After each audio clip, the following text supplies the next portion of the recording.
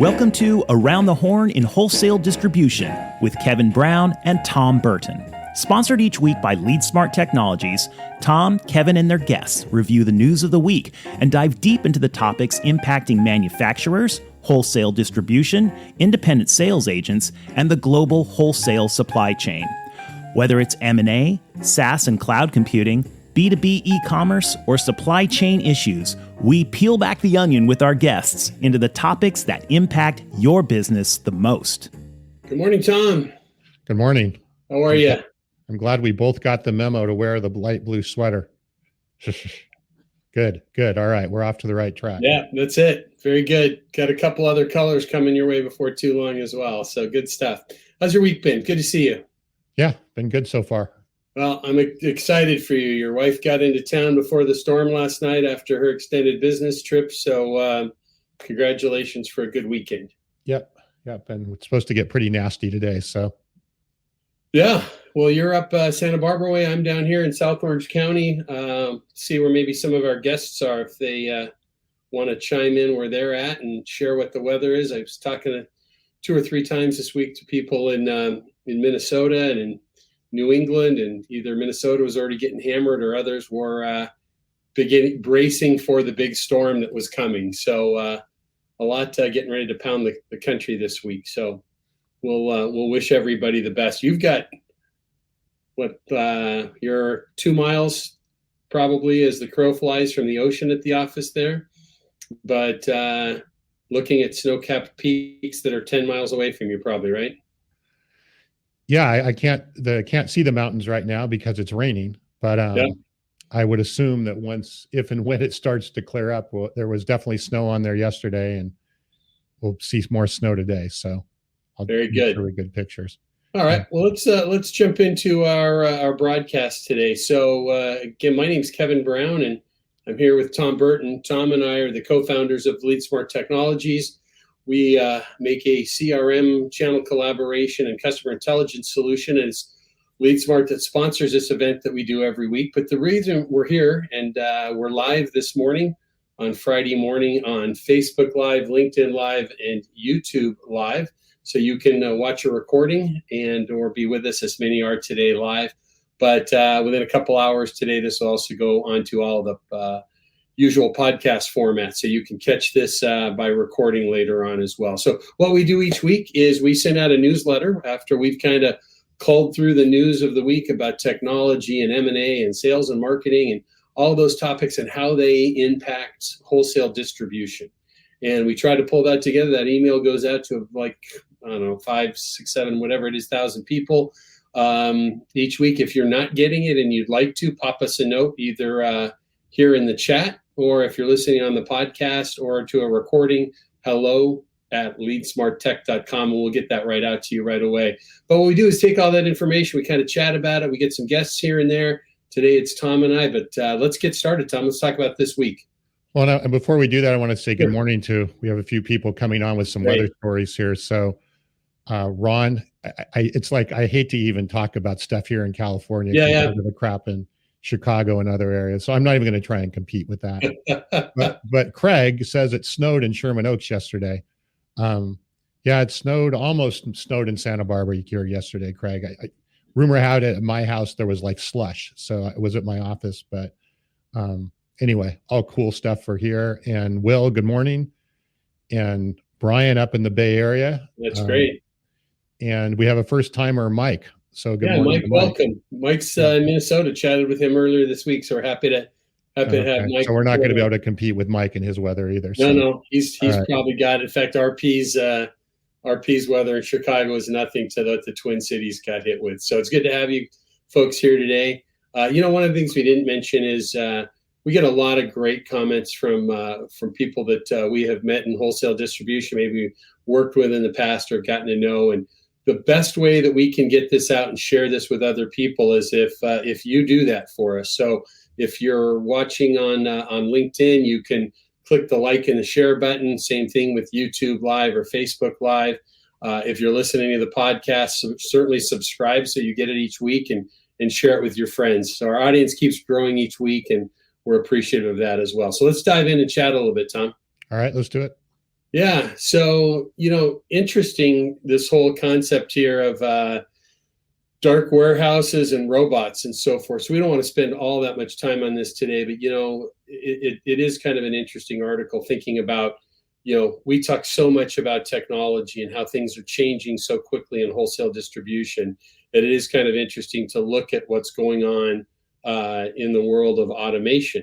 One of the things that this article really talked about that I noticed was that manufacturers specifically are looking, and distribution companies are looking so much more at robotics because through the pandemic and afterwards, we've had so much difficulty with labor shortages. In fact, this article talks about the average warehouse worker salary is $43,800. So there's one, they're hard to find. Two, they're expensive.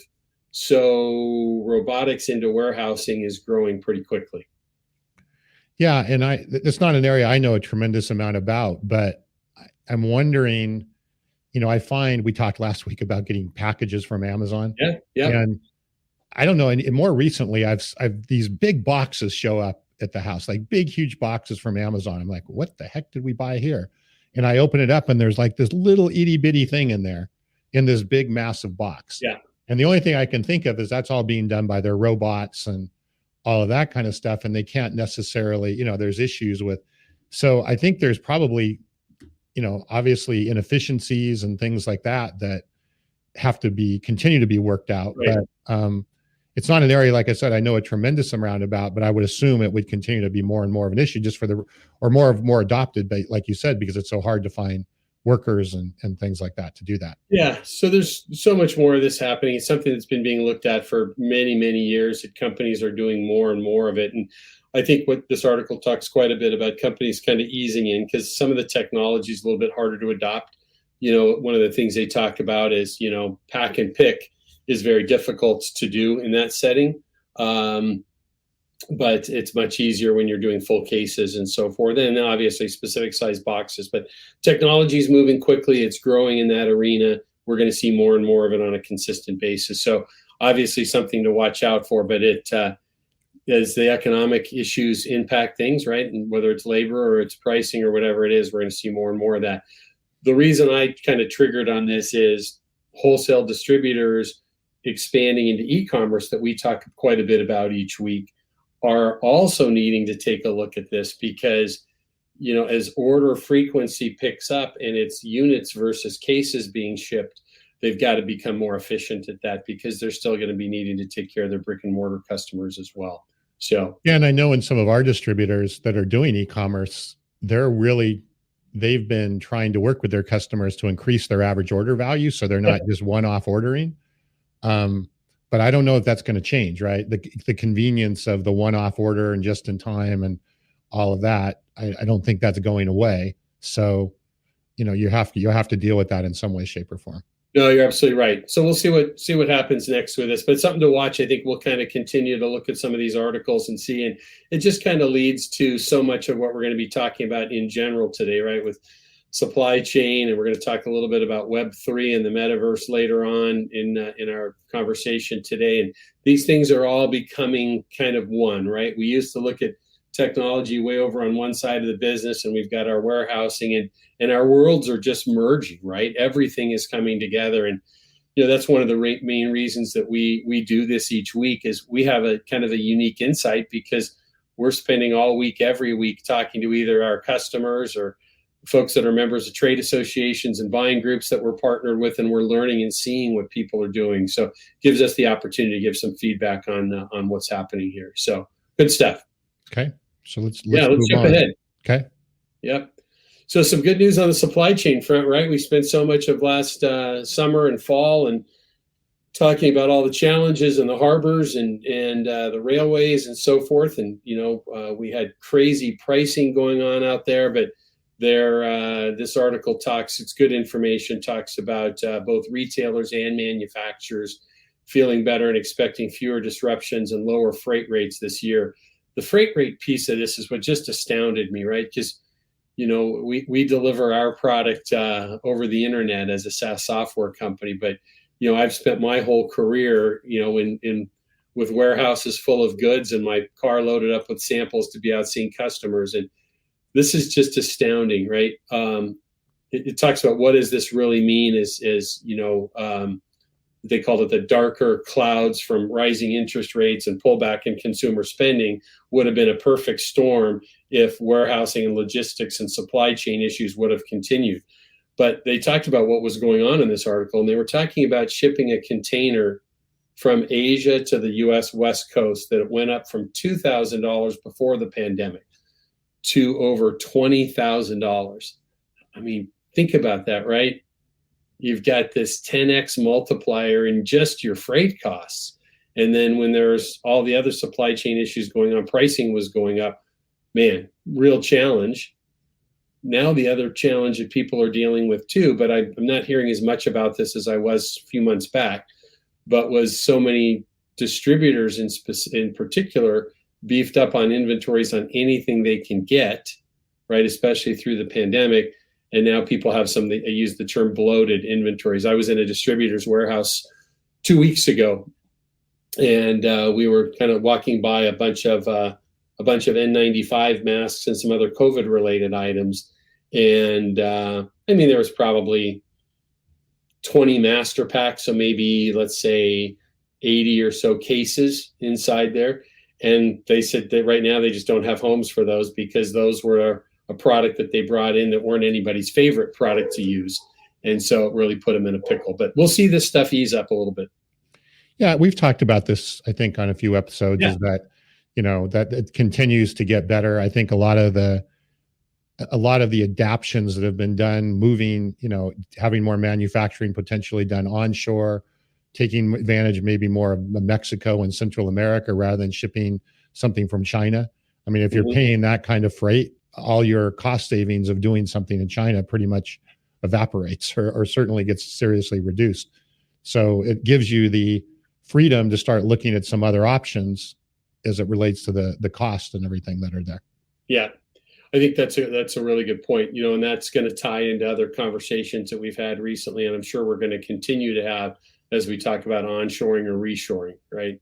So interesting stuff. We can kind of jump ahead, but I thought that was a nice positive spin on, not even spin, positive data on really what's going on out there. So it's good news. And before we move on, I wanted to read what Will wrote here, because I think he answered my question, which is really interesting. He's saying that some of what happens when you simplify workstations and limit the boxes you keep at pack stations, referring to my Amazon big boxes. Right. When UPS and FedEx want a dimensional charging model versus only weight, many shippers adapted because of the costs.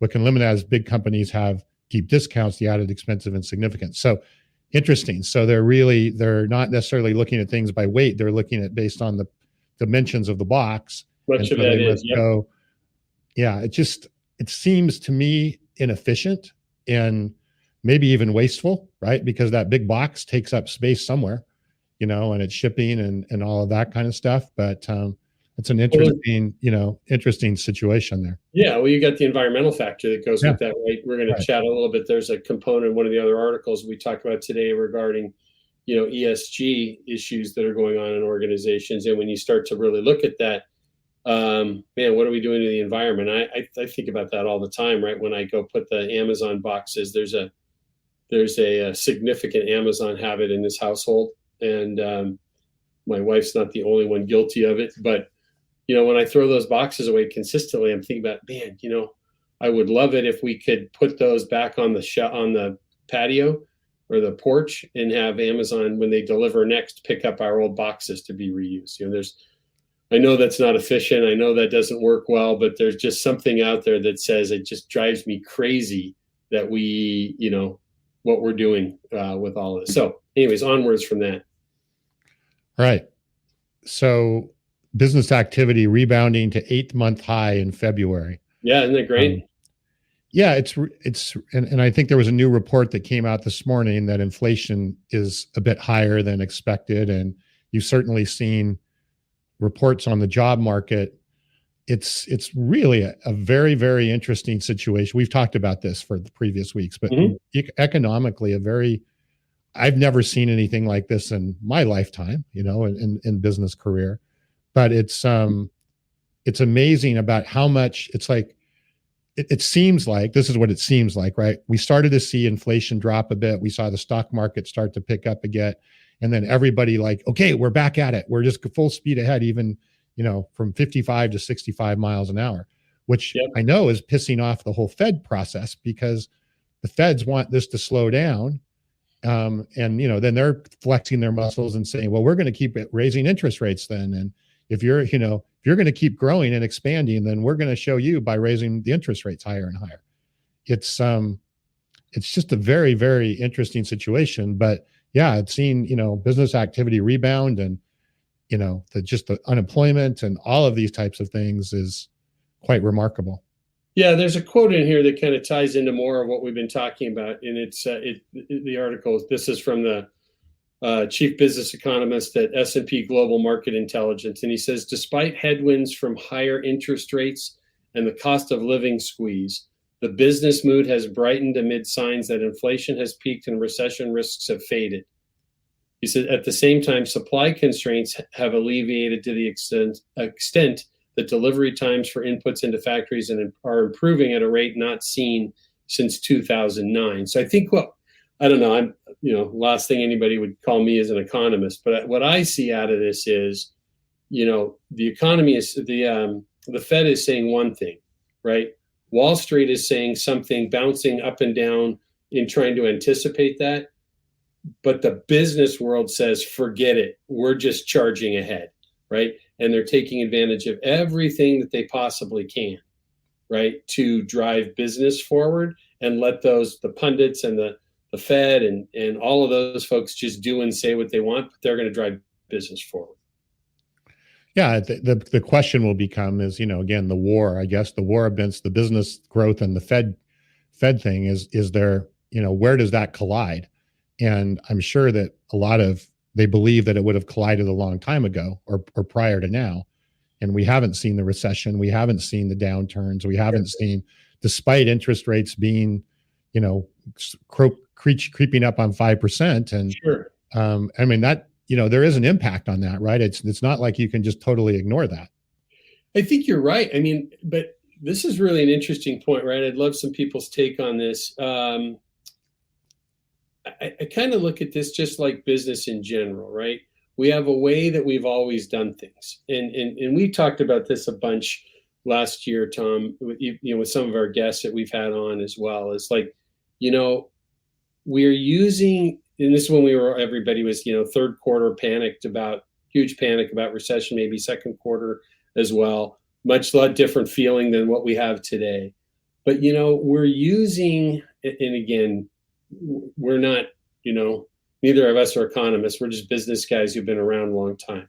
But I look at this, I say, the Fed is using the curves and the algorithms that they're using. All the things they're tracking, managing are, 20, 30, 50, maybe even years older than that. And we're living in a different world, and our economy is different.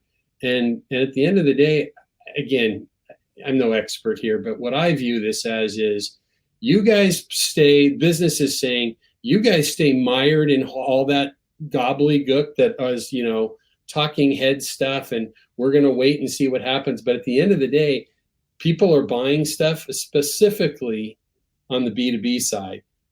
Factories are busy, orders are getting shipped, supply chain is improved. We have all of these things we've talked about earlier, and people are kind of saying, I don't give a rip about what you guys are doing, because I'm going to overcome interest rates. You look at manufacturing companies, right, that say, I survived and overcame COVID. This whole little thing, I'm going to plow through this. That's one guy's take. Yeah. And I agree partially with what you're saying. I think there may be some ignorance too. I don't know that it's like, damn the torpedoes, we're moving forward on all fronts. I do certainly believe there are businesses doing that. Yeah. But I also see this even, when we talk to businesses about technology, sometimes there's a bit of this, head in the sand. And I think there may be a bit of that here as well. So anyway, it's just, it'll be interesting to see how it plays out, right? I don't think there's any specific situation, but. Well, I hear what you're saying. I'm going to quote you though, right? Is talking early last year about self-fulfilling prophecies, right? And at the end of the day, right, we're still building hospitals, right? We're still repairing potholes. We're still running the factories that make the tools and the equipment to fill the potholes, and the people that go do that, as Dirk Beveridge says, right, the noble profession of distribution. Those people are driving forward and just going to continue to make things happen. Now, the economics that go on behind that might play a factor, right? That the CEO of the manufacturing company or the family-owned distribution company, maybe their dividends aren't going to be what they were expecting to do. But, wholesale distribution and the manufacturers behind those distributors are what drive a huge part of this economy, and they got to figure out how to make it work. Yeah. So, it's back to your old thing about don't watch the news, right? No, don't watch the news, but I do think you have to be aware, right? Mm-hmm. The fact is that as interest rates continue to rise, there is an impact, sure, an economic impact, especially in how you're using, debt financing, all of those types of things. It's not a news issue; it's just a fact, and you have to be aware of it. And there is going to be impacts, or potentially there can be impacts. Yeah, and I don't think the consumer has really accepted that. You see high levels of debt on the consumer side. Sure. And there's, but I think there's also a bit of that on the business side, that it's been a little bit of just, it's not my problem right now. And I think the risk that we have is potentially it catches up with us. I hope that's not the case. Yeah, I think that's a risk. You could be right. But I think that what goes with that, when did interest rates start, poking up again? Third quarter, right? No, this has been going on almost a year now, Okay. So here we are, and they're the highest that they've been. Some people are talking about them starting to drop later in the year. I look back at this, if we read that article again, what you're hearing from CEOs is we're getting around this, we're overcoming this. So I think I think anybody is wise to do what you're describing there about not having their head in the sand. But I think what we're seeing as a sentiment from this particular article is that, we're rebounding, right? We're overcoming. There's factors of things that are better. No, we're really resilient, right? And business has been super resilient. And I think that's amazing, right? Yeah. And I'm, I love that from a business perspective. Sure. But I also think it's really important that we, as business people in general, right, are not just ignorant to what's going on at the same time as well, just because we may not be feeling the effect right this second. Yeah. And there can be, definitely a downstream impact. And if the Fed keeps flexing and raising and, doing the things that they say they're going to do, then, there is going to be, I believe, a crash somewhere in the middle, right, where we're going to butt heads, maybe is the right word. Yeah, but I think how that plays out, who knows, right? Yeah. Well, I think that you could be right with that. I think the good news about that, right, is that you talk about, wholesale distribution and the manufacturing that feeds wholesale distribution. These aren't 5-year-old tech companies that are trying to figure it out, right? No. Many of these companies have weathered this storm. Yeah, they've weathered a lot of storms for sure. Yeah. Yeah. So let's just keep watching this, and we'll keep talking about it. Right. So why don't we jump ahead? Yeah. Before we move on our thread here of Amazon boxes, which I think is the most important topic we've had today. Yeah. Everybody feels it. Right. So Ron was saying is that, the product information may not be correct, and the system just takes what's in the system. So when I order a pencil, right, it may think it's a big box of something else. And then, and he says customer impact is significant, which is interesting, and cost of dunnage is there. I would think so, right? I mean, somebody's paying for those boxes, that are shipping these little itty bitty items and all that. And then it not only is there boxes, but it's all this bubble stuff and everything in there. I mean, that all adds up over. Well, who it adds up for, right, is typically, it's not the end user customer. It's never Amazon. And you and I have both had experiences of selling through Amazon, and it becomes the person supplying Amazon that ends up, having higher fees and so forth that goes with it typically.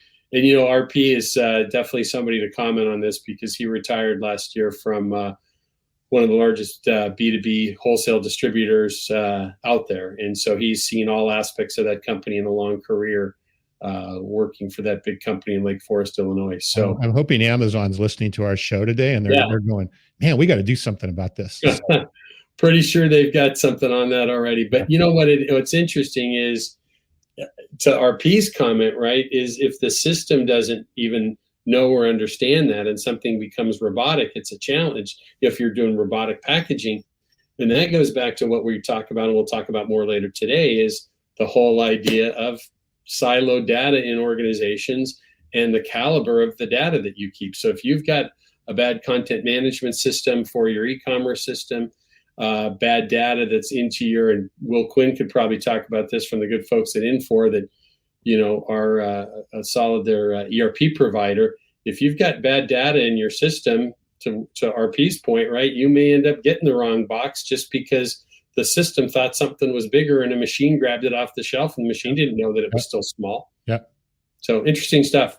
All right. So we'll talk about these 5 predictions real quick. Yeah. What are the 5 predictions? Well, I think the first one, we mentioned this a little bit earlier today about getting smart about ESG, and we hear ESG all the time, but we don't really recognize sometimes what that is. But it talks about environmental, social, and governance initiatives within companies. So I think we've got a changing world around us. We won't get into politics or woke people or the greenness and melting ice caps and so forth, but companies are being pushed, whether it's by board of directors of privately owned companies or shareholders and board of directors of publicly traded companies, to really get clear and defined on the initiatives you have. What are you doing to protect the environment? Back to what we were just talking about waste with packaging and so forth.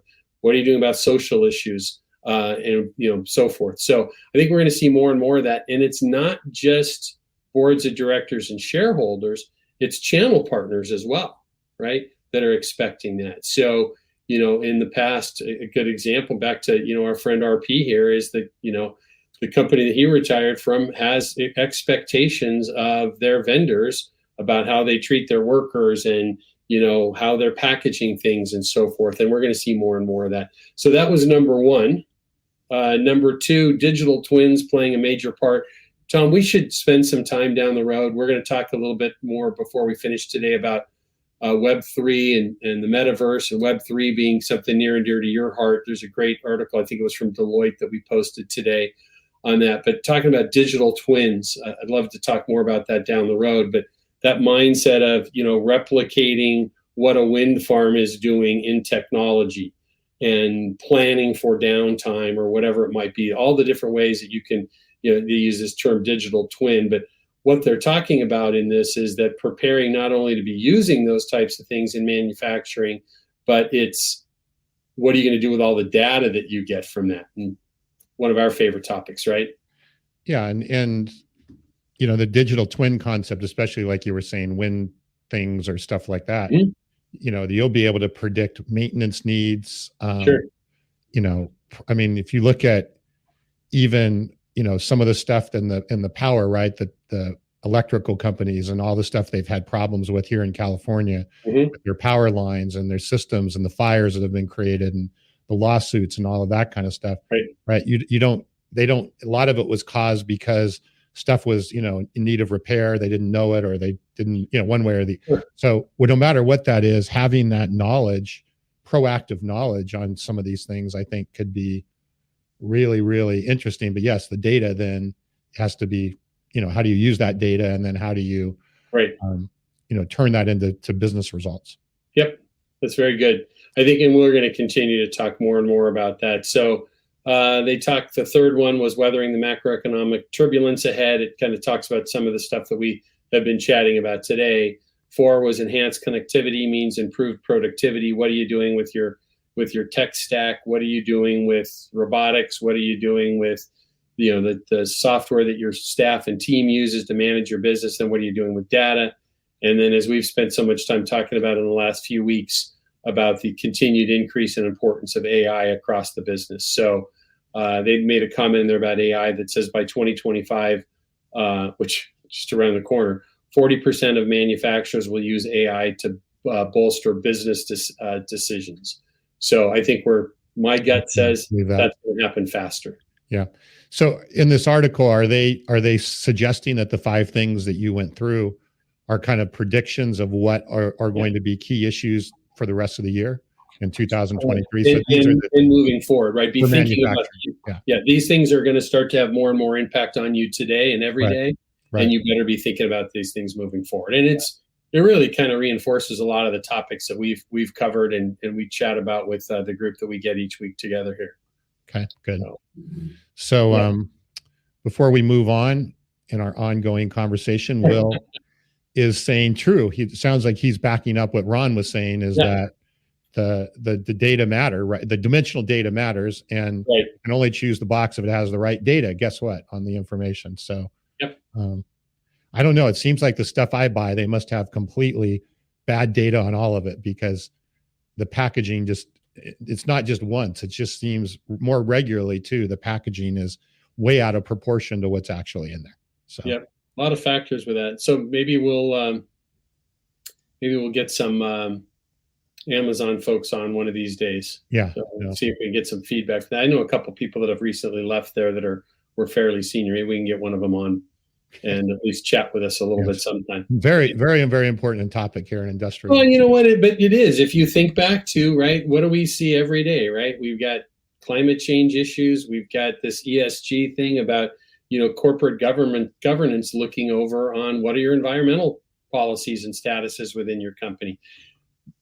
Obviously there's something more behind this topic. It's everybody feels it, right? Packaging is a big issue, right? Mm-hmm. Yeah, now we've got just one way that you can see it, right? You can see it as the consumer, or you can see it as what's done there. So, but a huge trickle down effect, right? Sure. It's not just the box. It's then do we need more trucks on the road because the boxes are bigger, or more trips of those trucks and all of the things that go with that. So takes up space. Yeah. So good. Well, let's kind of jump into the news a little bit. Some good news here. Rexel, huge electrical distributor, finished up a great year. I don't want to move too fast through these topics. I want to talk about this 80 initiative real quick, but global industrial, another solid year with challenging times. But what's kind of interesting is in this article, if you get a chance, read in the newsletter this piece about the center that for independent distributor leadership that AD has launched. It's kind of neat. One of the people that's driving this forward is Marty McLaughlin, the Chief Marketing Officer at AD. Marty's scheduled to be with us here on Around the Horn. I think Marty's with us second week. No, April, I think, is when he's coming. So we'll double check. I don't believe it's next week, though. Okay. I believe it's into April, but he had a pretty crazy March with some of this going on when I talked to him a few weeks ago. But neat stuff. It's well worth the read about what they're looking at. They're talking about in this same stuff we talk about all the time, right? Changing buyers, new types of salespeople that are coming in, and that type of thing that comes together is quite unique. And there is a lot of training that needs to be done in the leadership, right, of new organizations, right, or of existing organizations and AD membership. They've got new leadership coming up and they've got to get them trained right. So AD is going to take the lead in that. So did it go into, and not to go into detail, but what do they consider to be the important areas that they're training on? Is it using technology? Is it how to deal with all levels of management and leadership, sales, marketing, operations, finance, all of those pieces? They're going to be working to do this training for them. And they talk about it designed to prepare the current and future leaders of independent distribution with the competencies and experiences to build long-term sustainable success for their companies. It's interesting because we see quite a bit, right, in the companies we work with, if there's succession plans or they're talking about successions or family thing. And the way you ran the business, 30 years ago is not the way you would want to run the business now. So it's interesting. That's an interesting. I wonder if they're going to actually have like certification and things like that you can get from that. Yep. So we're doing an event with them next month in San Diego. So I'm sure I'll learn more. Okay. And we'll talk about it further, and we'll talk about it when we have Marty on. Okay. Yeah, we got Marty coming up, so that'll be good to have him. He'll be fun. So good. Let's jump ahead and talk MetaVerse and Web3 and all the wild stuff that's ahead of us. Yeah, I mean, I know we've talked a lot about AI, right, over the last several episodes. And as you know, if you listen to me, right, I believe that AI and Web3 are the biggest disruptive technologies that's going to make the most impact over the next few years. This article is an interesting one talking about the metaverse and Web3. And, we all have heard about the metaverse, Facebook, and you've probably seen some examples of the metaverse. But think of the metaverse as just a virtual environment, right? So from a business perspective, almost like we were talking about before, where you were talking about the digital twin, the metaverse could be a way of doing this. But where I think the interesting, metaverse, you hear a lot of it with games and things like that currently in the normal world. But think about this, and I think about this with some of the companies we worked for that, had safety products and did fit testing and did other things that had to, take place for those products to be actually utilized.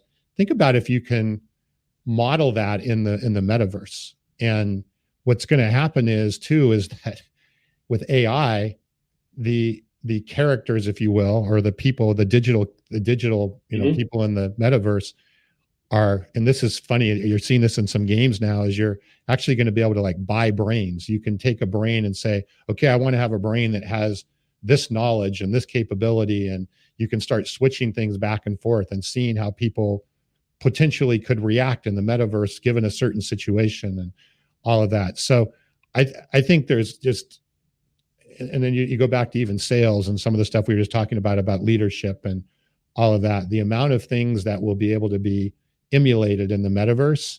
And then even you talk about the ultimate what if. Well, what if they had this skill?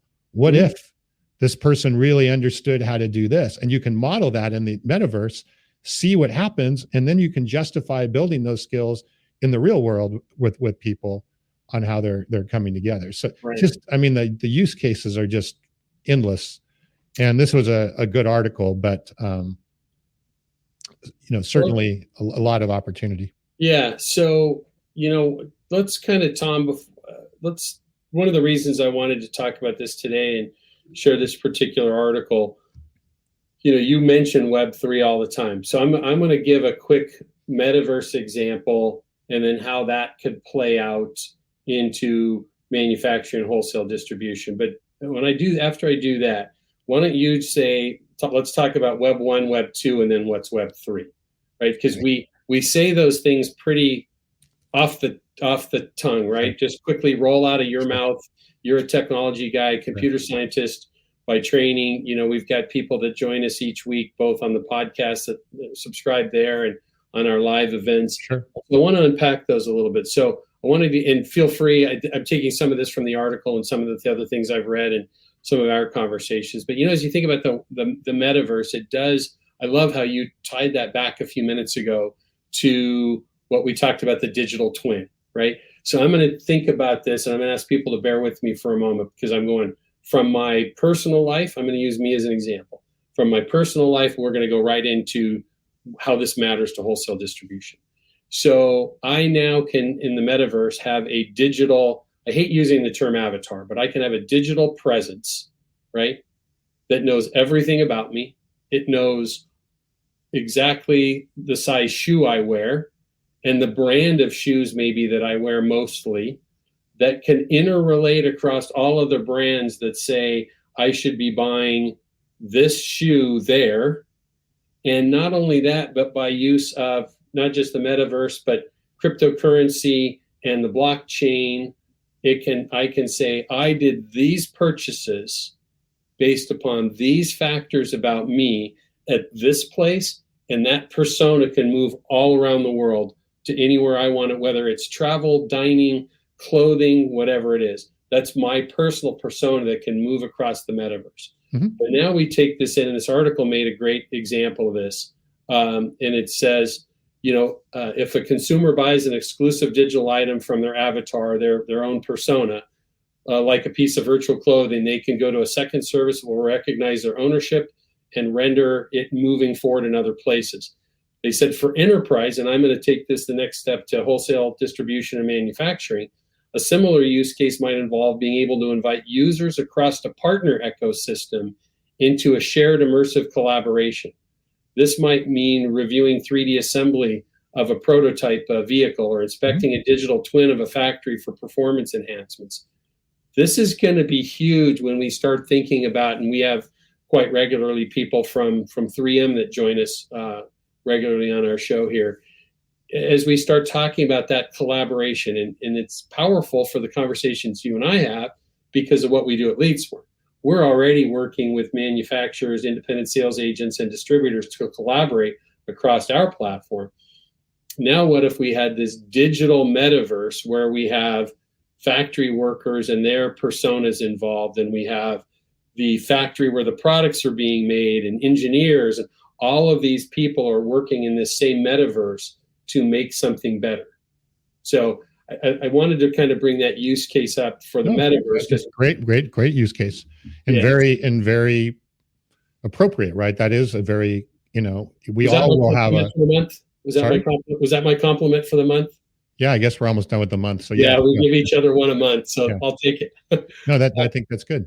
But we have to move out of that, this is Mark Zuckerberg and Facebook, and that's what my kids and my wife use, right? Yeah. Or, whatever. Or we have to be moving to that place that's saying, I'm an executive, I'm in leadership, and I'm thinking forward enough to these things are going to impact my ultimate user of my product and my channel partners. Yeah. And I mean, there's just so much to talk about here. But going back to, you wanted to talk a little bit about Web 1, 2, and 3. So the simple definition, Web 1, right? When it came out, you used the internet to get information. You logged on to your browser, you searched for something, and you got information. That's what it was for. So it was like an online brochure, right? That's basically how Web 1 started. Web 2 started to evolve when you had social media, and now you were able to communicate with other people, right? So you had communication occurring and social activity occurring, whereas before you just had, I'm getting information. It was kind of a one-way thing. In the Web 2 world, which is still very prominent, right, is those Web 2 capabilities were centralized and owned by a handful of companies, Facebook, Google, Amazon, whatever you want to call it, right? There's a handful of the big companies that have created and enabled that social communication. And the fact of it is they control it, right? If they don't want you on their platform, they can kick you off. Web 3, the evolution into Web 3 and what the blockchain enables, and I don't like spending a ton of time on the blockchain because it's the underlying technology. So it's like the same way you don't need to know what servers are running your Facebook account on. You don't necessarily need to know what's going on from the blockchain. But what Web 3 is, which is enabled by the blockchain technology, is to now enable a person or an individual or a business to not just communicate, but to have ownership in what they're doing and participate in what they're doing. Great. What we just talked about was participation, right? Yep. And I think that, I know that's the big difference between those. And it'll be seen, right? The charter of Web 3 is to try and make things much more decentralized, so they're not owned by any one Facebook or Amazon or whatever. Is the idea to be liberating things a bit more so that things can happen without centralized control around those things, which then open up a much more, potentially wide open situation. Now, Facebook would argue, no, we're going to be the king of the metaverse. A lot of people are saying, no, we'll never let Facebook become king of the metaverse. Certainly. So, and in business, it could be Amazon thinking they're going to be the king of the metaverse, right? And Amazon has announced quite a few things recently about the metaverse. So it's obviously still early. It'll be interesting to see how it plays out. But regardless, the whole premise is ownership and participation. So, and a simple example would be, who are the people that are making Facebook money, right? It's all the people on there that are communicating, let's take LinkedIn as a better example, right?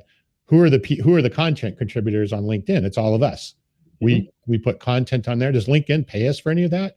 Do we have any ownership of that? Do we get any of their ad share? Right. I mean, YouTube does it for some creator stuff, but think about that if you were publishing an article or a video or whatever, and you actually have some ownership of that and could actually even dictate, how it's used, and any of those things is not really possible in the Web 2 world. So that's the short answer. So let's kind of recap this in as we kind of get ready to wind down today. I just was going to read a couple quotes from this. It says Web3 and the MetaVerse are poised to drive revolutionary advancement and technological breakthroughs, which could shape new forms of communication, innovation, prototyping, and community formation, and new business opportunities.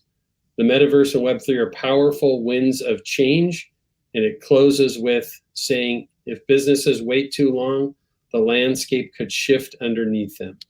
And I agree with that. I agree with that on AI too. It's like I was saying earlier, it's a little scary to me, almost to the point, the number of businesses that we talk to in wholesale distribution that are brushing off this technological revolution.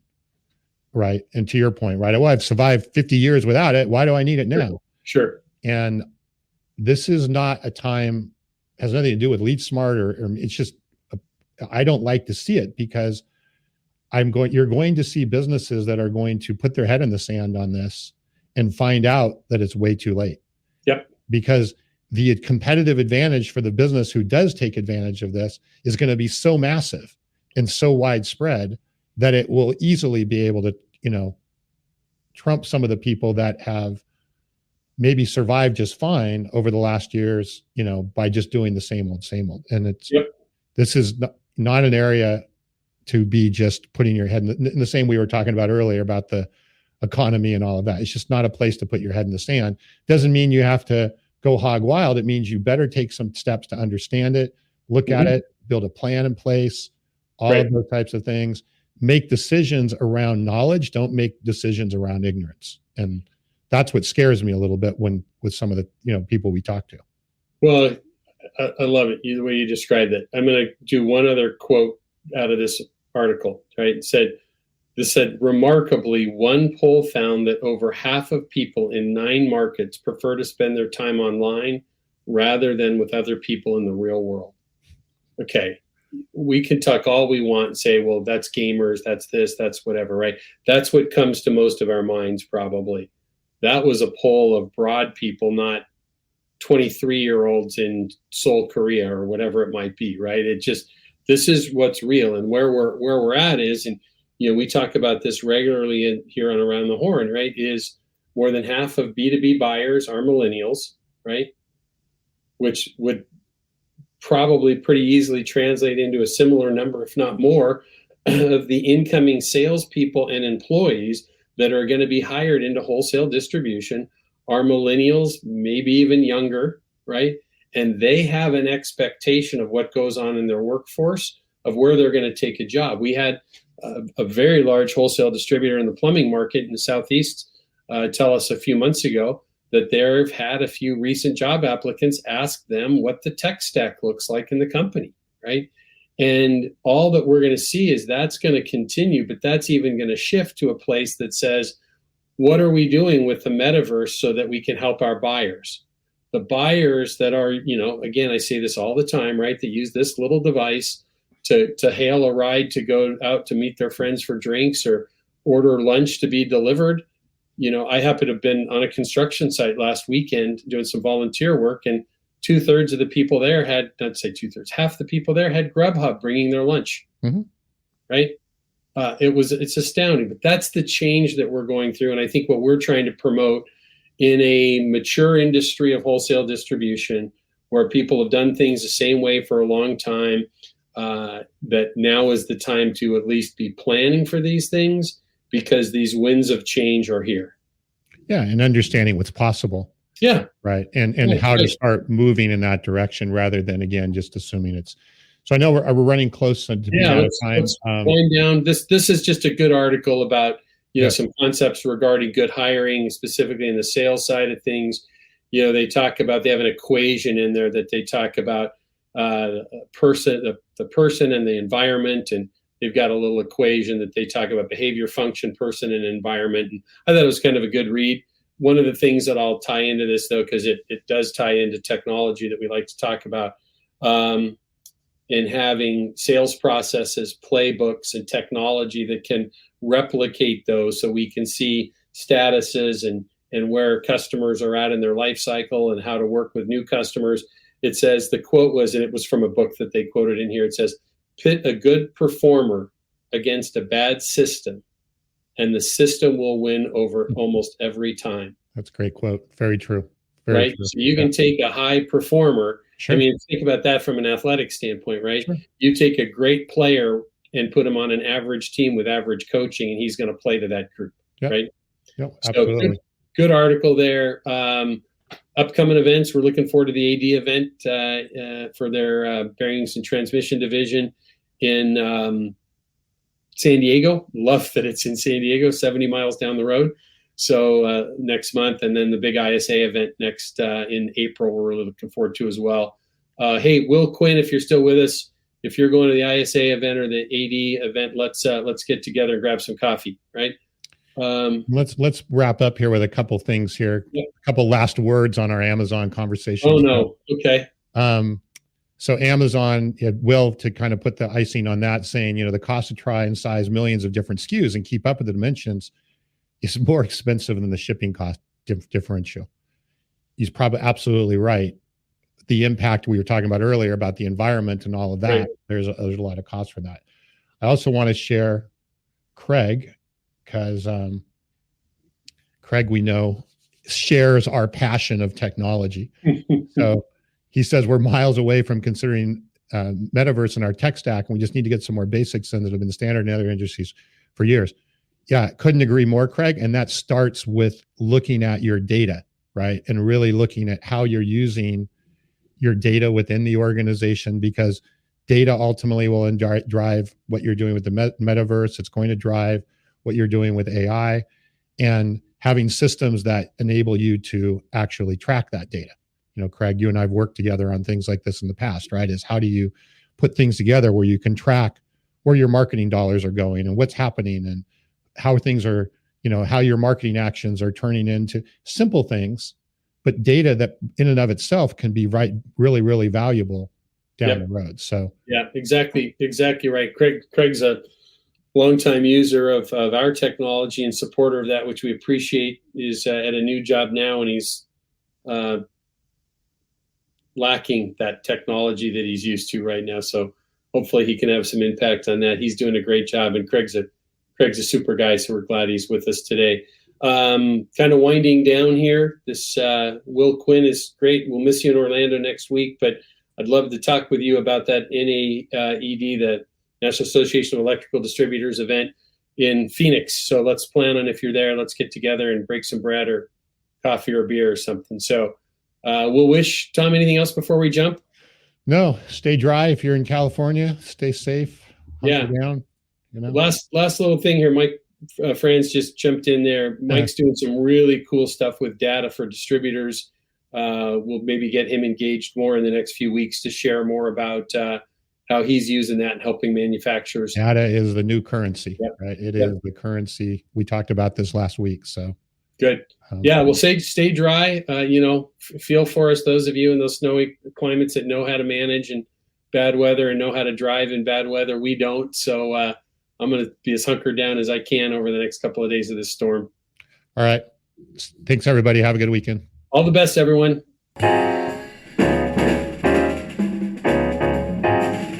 We hope you enjoyed today's episode and our guests.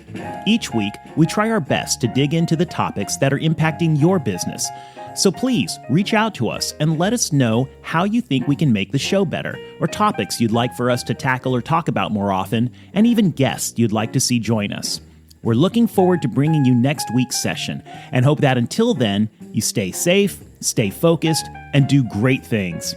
If you haven't already, please subscribe to the podcast and leave a review to help others in wholesale distribution get access to the conversation. And finally, please check out our sponsor, LeadSmart Technologies, and their manufacturing and wholesale distribution industry CRM, customer intelligence, and channel collaboration platform. That's LeadSmart Technologies at leadsmarttech.com.